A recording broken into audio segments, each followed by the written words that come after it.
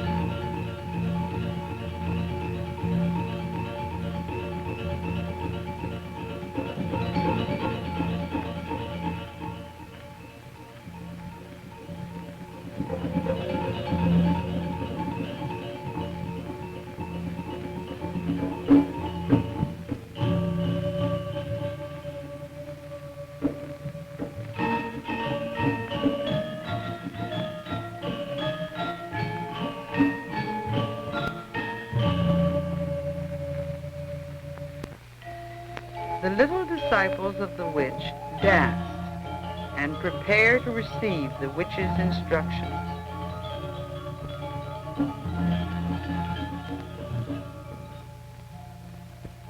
This is the witch in her full supernatural paraphernalia: hairy legs, pendulous breasts, long fingernails, but without the mask that will turn her into a supernatural figure.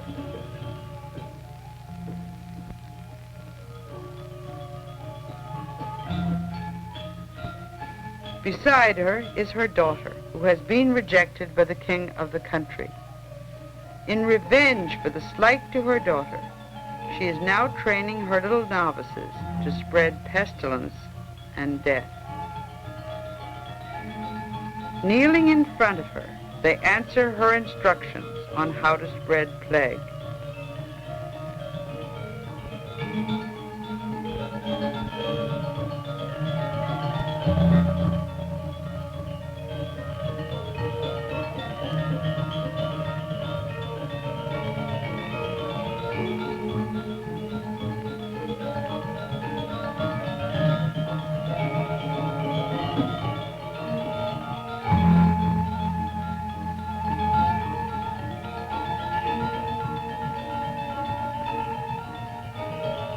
They go off, and the next scene shows a pregnant woman among a group of people who have fled their plague-stricken village to wander the roads.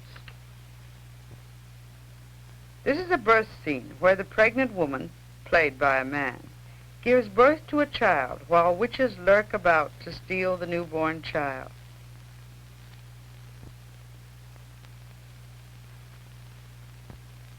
A doll, which is stolen by the witch child, tossed in the air, killed, and returned dead to its mourning relatives.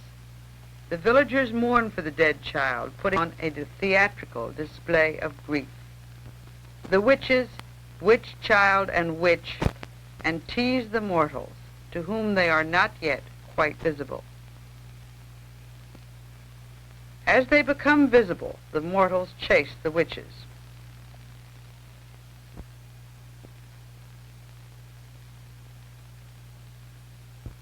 The witch child is caught and held by the hair, a demeaning gesture. In just a minute now you will see the witch, in her supernatural form, at the gate of the temple, attacked by the emissary of the king, who fails to conquer her. She wears over her face a white cloth, the cloth in which a mother carries her baby. And now, coming down the temple steps, the witch dances alone, a figure both frightening and representative of fear itself.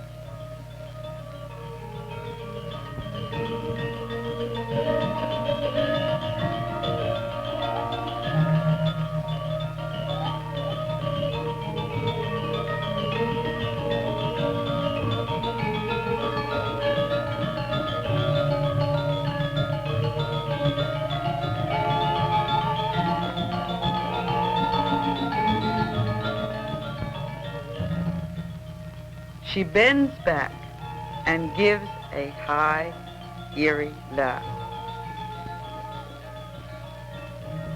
These are the frightening witches into which the beautiful little girls of the ballet have been transformed.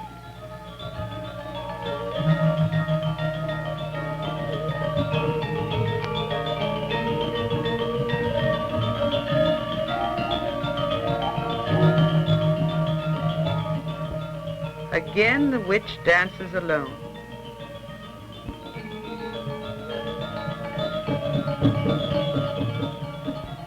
And here is the dragon arrived to confront her.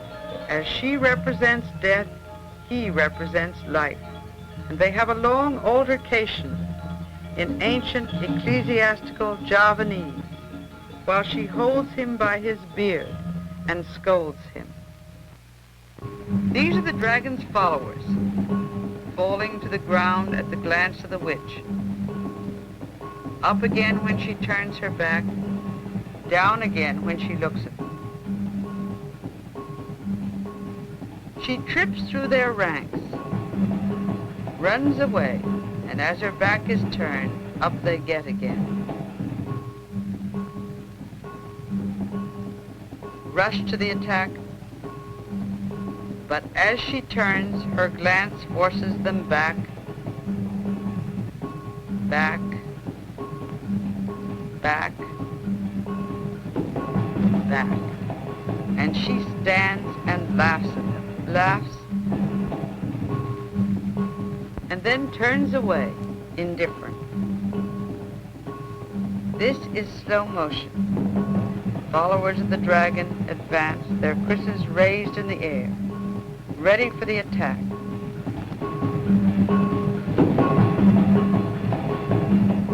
But falling down again before her glance.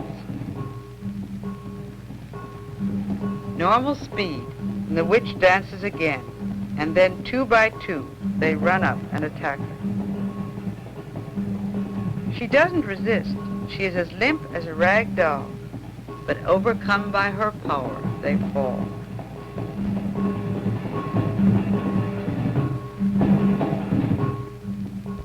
And lie in deep trance on the ground. And 2 more come up, fall also.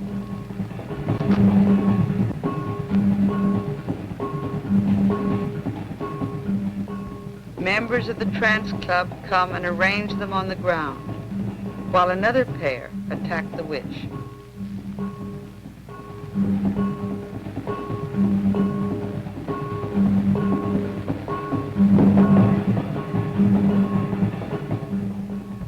They lie arranged in 2 rows, in deep trance, convulsively twitching.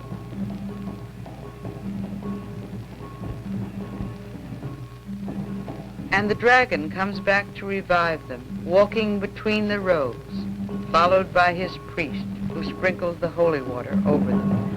Revived, they go off stage, not out of trance, but in a somnambulistic state, in which they come back in, dancing. The witch, meanwhile, has fallen into a deep trance and been carried away. The dance in slow motion.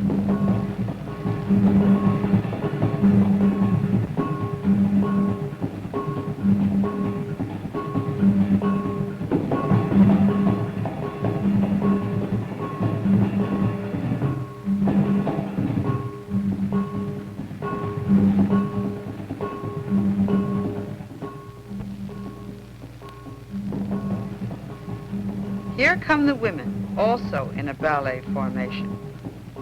They do not attack the witch.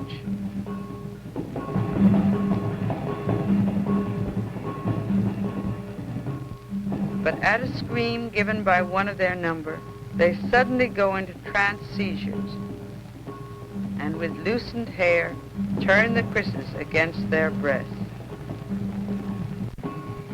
falling forward on the krisses that are held in their tautened arms. This one is struggling as they attempt to disarm her.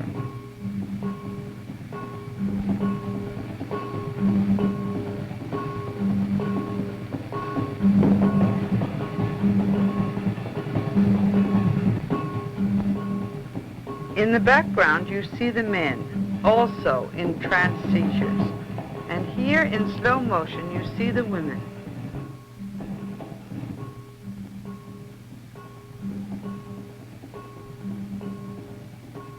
The fumes of the incense that is being carried among them to calm them blends with their loosened hair.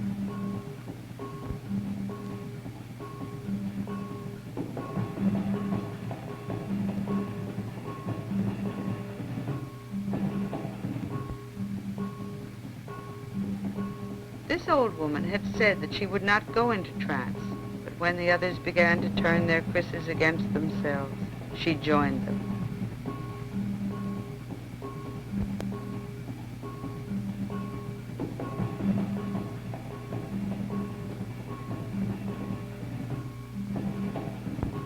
If anyone becomes too violent, they are disarmed.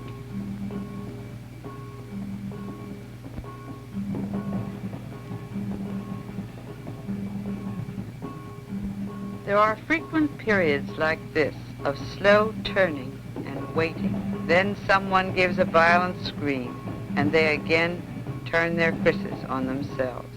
The priest of the dragon moves among them, sprinkling holy water. Now, at normal speed, you see the men bending their krisses back against themselves, and, unlike the women, often falling to the ground. See how that kriss is bent? No one is hurt. If anyone is hurt, the people say the trance is not real.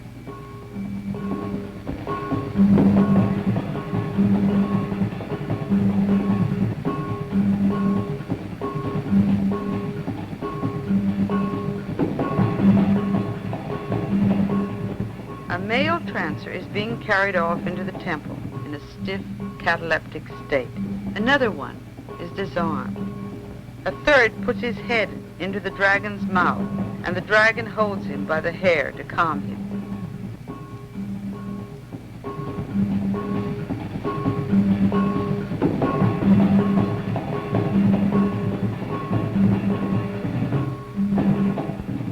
Another falls to the ground in a particularly violent seizure.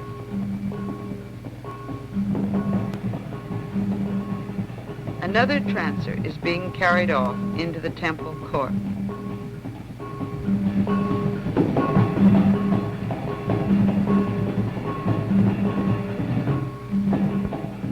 And another. In slow motion again, you see the look of contorted, seeming agony on the face of this trancer.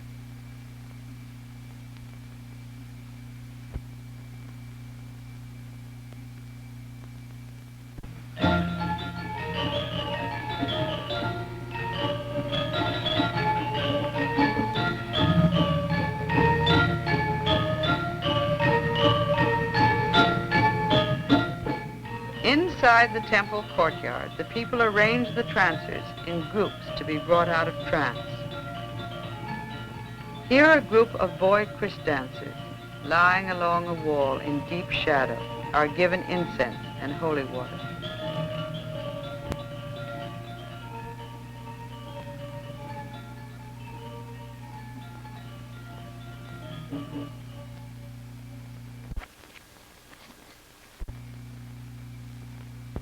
They pat the holy water on their chests and hair. This is the old woman who said she wouldn't go into trance today, lying now in deep trance, supported by her husband. And another woman is being brought back to herself by having her hair done up. This one is still in deep trance, and children with anxious faces watch from the background.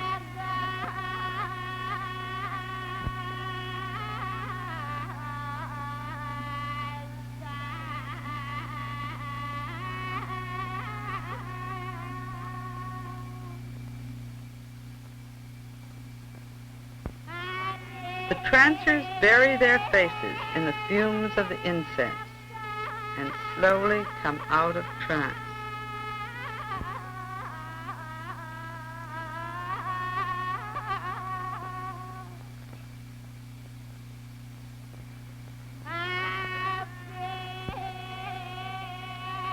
Here is the old woman again, unwilling to come back to herself, remembering her dances.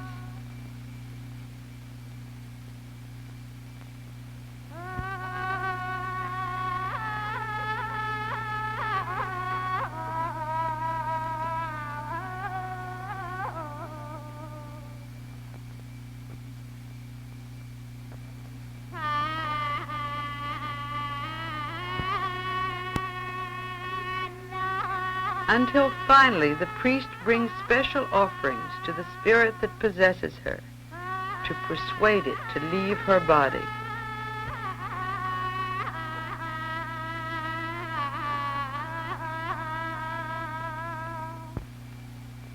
The priest lays his offerings of flowers and rice on the ground.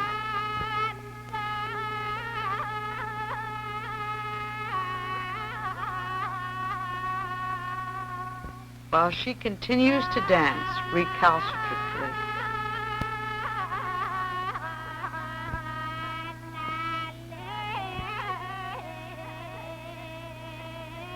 At last, she holds out her hands for the holy water as a sign that she is willing to come out of trance.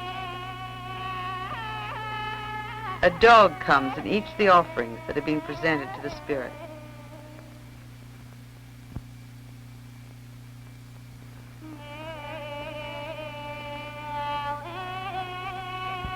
The old woman rises, still half dazed, and walks over to where the closing ceremony is to be held. With a dragon mask behind them, the principal actors in the play come for a final ritual offering before the ceremony is ended.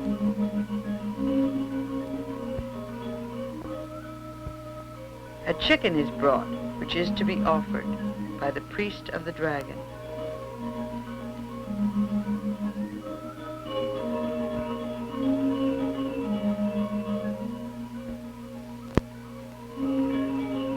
The white-haired old man on his right played the front legs of the dragon.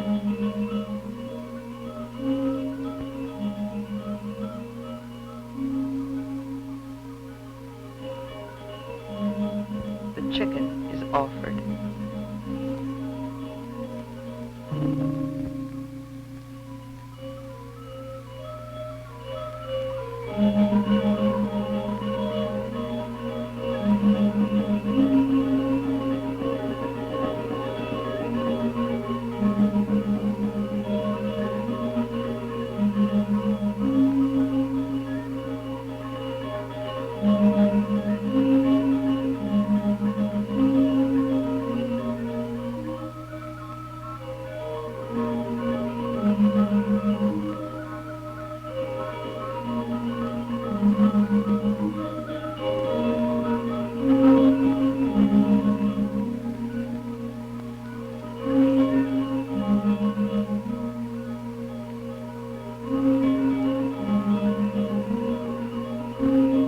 black-haired man is the man who played the witch and who has been lying in a stiff cataleptic trance through the last part of the Kris dance.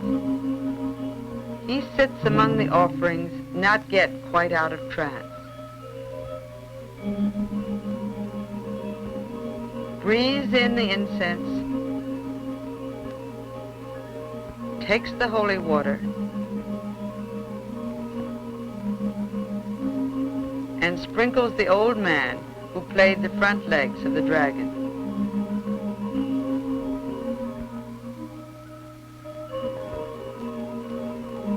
The ritual is finished.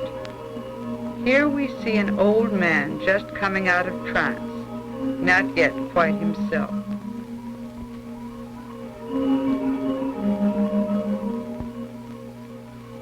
The play is over, but it will be given again and again as the Balinese reenact the struggle between fear and death on the one hand and life-protecting ritual on the other.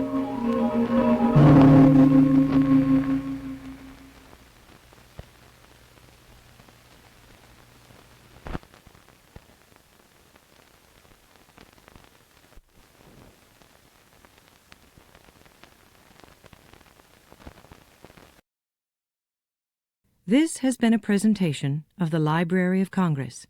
Visit us at loc.gov.